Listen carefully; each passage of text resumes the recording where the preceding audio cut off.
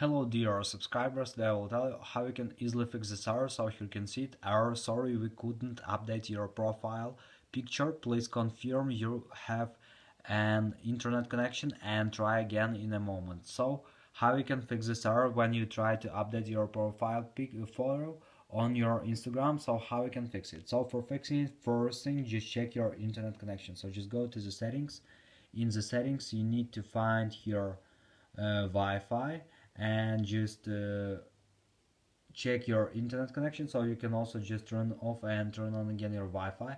Also you can try to restore your Wi-Fi router, and if it doesn't help you, just try to turn off mobile data and turn on again. Also you can try to turn on airplane mode, wait a few seconds and just turn it off.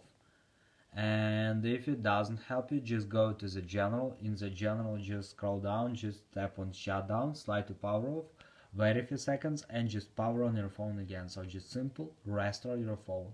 And if it doesn't help you too, just try to install updates on your iPhone. So just go to the general.